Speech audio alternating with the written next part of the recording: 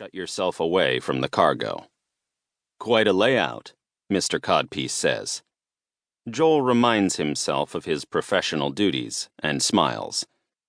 Been doing this run for long? The white cap's skin glows with a golden tan of cultured xanthophylls. Joel's smile grows a little more brittle. He's heard all about the benefits, of course. UV protection, higher blood oxygen, more energy. They say it even cuts down on your food requirements. Not that any of these people have to worry about grocery money.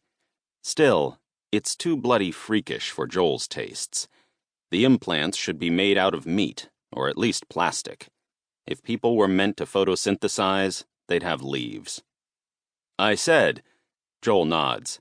Couple of years. A grunt. Didn't know Seabed Safaris was around that long. I don't work for Seabed Safaris, Joel says, as politely as possible. I freelance.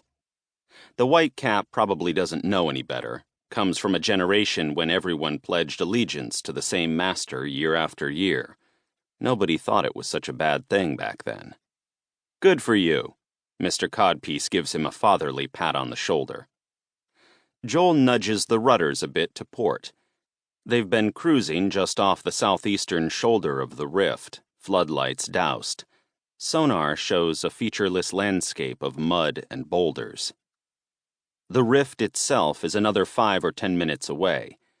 On the screen, the tourist program talks about giant squids attacking lifeboats during the Second World War, offers up a parade of archival photos as evidence. Human legs, puckered with fist-sized conical wounds where horn-rimmed suckers cored out gobbets of flesh. Nasty. We going to be seeing any giant squids? Joel shakes his head. Different tour. The program launches into a litany of deep-water nasties. A piece of flesh washed up onto a Florida beach, hinting at the existence of octopus 30 meters across. Giant eel larvae. Hypothesized monsters that might once have fed on the great whales, anonymously dying out for lack of food. Joel figures that 90% of this is bullshit, and the rest doesn't really count. Even giant squids don't go down into the really deep sea. Hardly anything does. No food. Joel's been rooting around down here for years, and he's never seen any real monsters. Except right here, of course.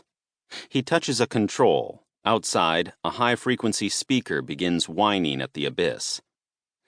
Hydrothermal vents bubble and boil along spreading zones in all of the world's oceans, the program chatters, feeding crowds of giant clams and tube worms over 3 meters long. Stock footage of a vent community. And yet, even at the spreading zones, it is only the filter feeders and muckrakers that become giants. The fish, vertebrates like ourselves, are few and far between, and only a few centimeters long. An eel pout wriggles feebly across the display, looking more like a dismembered finger than a fish.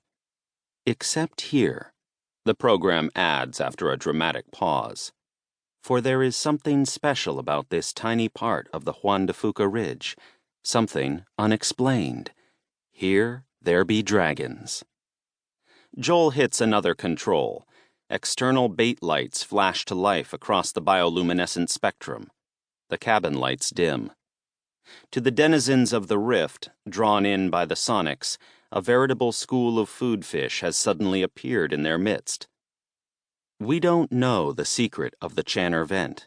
We don't know how it creates its strange and fascinating giants. The program's visual display goes dark. We only know that here, on the shoulder of the axial volcano, we have finally tracked the monsters to their lair. Something thumps against the outer hull. The acoustics of the passenger compartment make the sound seem unnaturally loud. At last, the passengers shut up. Mr. Codpiece mutters something and heads back to his seat, a giant chloroplast in a hurry. This concludes our introduction. The external cameras are linked to your headsets and can be aimed using normal head movements. Focus and record using the joystick on your right armrest. You may also wish to enjoy the view directly through any of the cabin viewports.